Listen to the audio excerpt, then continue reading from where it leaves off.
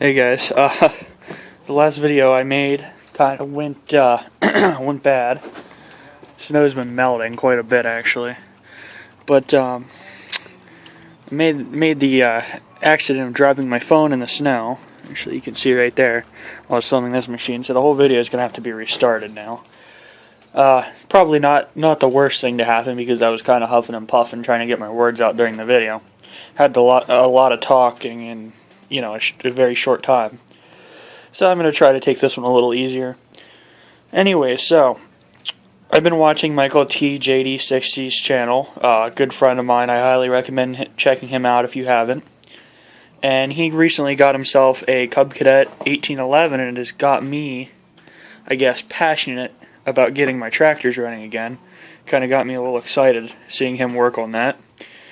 So I want to get a couple tractors done this year. I'm not sure what's going to get done. I can tell you what they need and where my priorities are at. I think my number one priority is going to be this tractor. You might ask why, you use this thing the most. And I'll tell you in a second. So, this tractor is just going to need front tires, front wheels, and rear tires. I have the regular Cub Cadet rims over here. One's on this, one's on a tractor out back. So I'm not going to go, take the time to show you that through the snow and fall down the bank. But, so I just need the tires. I'm thinking of running D-Stone 10x50s. I know that's wide. These are 10x50s, and I don't really like the looks. But the D-Stones are going to sit like this, and I think that's going to look right to me. And they're going to be a little bit more rounder, and on a tractor this style, I think that would look right. On this type of tractor, this John Deere, I know you can't see it too well, but a True Power with a very square, fat, wide tread, 10x50, is going to look good. Where the D-Stone 10x50s with the more rounder, narrower tire won't look near as good. So that's kind of where I'm at with all of this.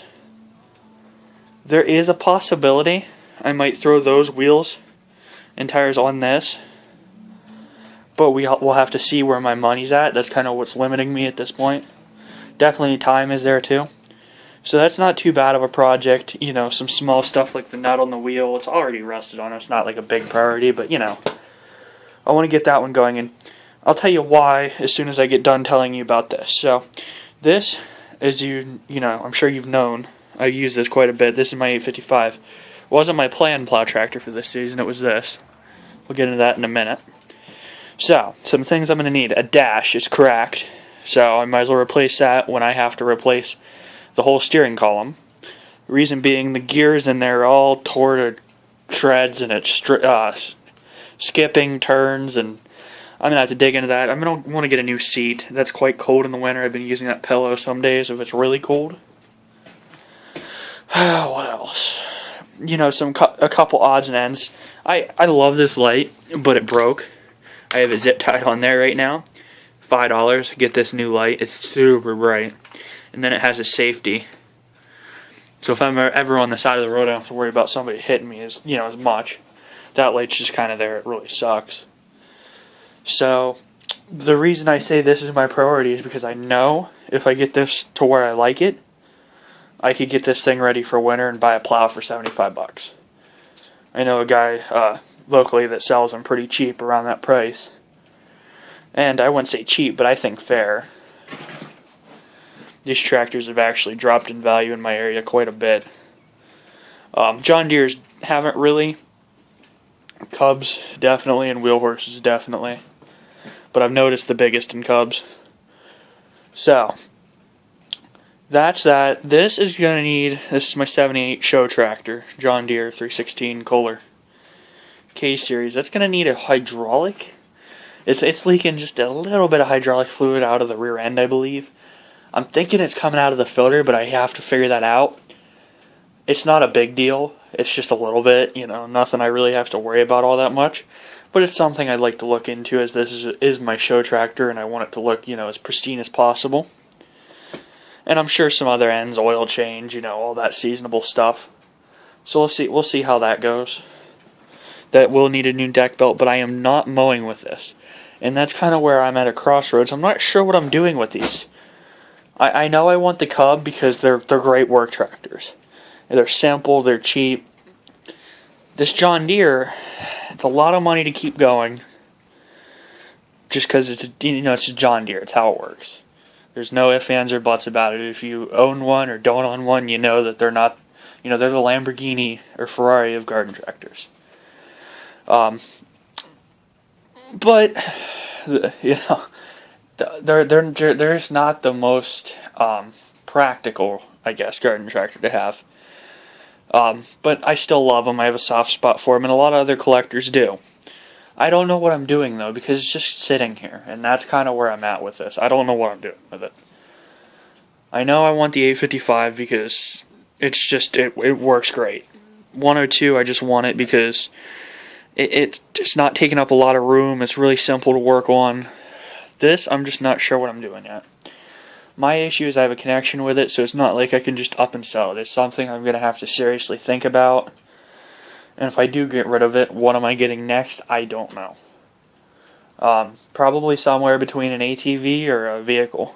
Like a Jeep or a truck, whatever. I don't know yet. It's kind of up in the air at this point. This one's staying because this is my Pap's old tractor. 25th anniversary edition wheel horse. That's another reason why it's staying. This is going to need a new motor and rewired. I gave up on these Tecumseh engines. I had I think 3 now with just serious problems, and I'm tired of it. They run decent in the summer and spring and fall. Then it starts getting cold, like now. The snow's melted a little bit, it's warmed up, but you get my point this time of year. These engines are very hard to turn over, and I've had this on several, snow's deep, several Tecumsehs. I can only start it with no throttle. I move it up a little bit and the engine won't start. I've been through several starter rebuilds, different starters. I've been going through starters like crazy because they're so hard to turn over. You might ask, are the valves adjusted correctly?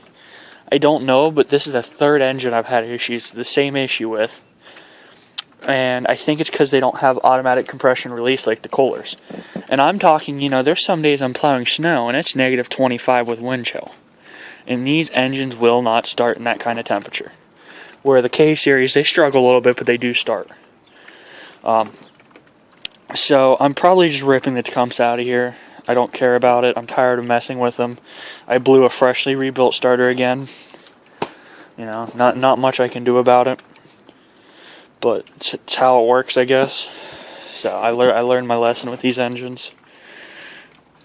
So that definitely will be coming out of there. I don't know when that's going to happen. I would love to get this back up and running as a plow tractor because it's a bigger tractor than that frame-wise. And this year I've definitely realized that shorter frame really, really can limit you when it comes to turning.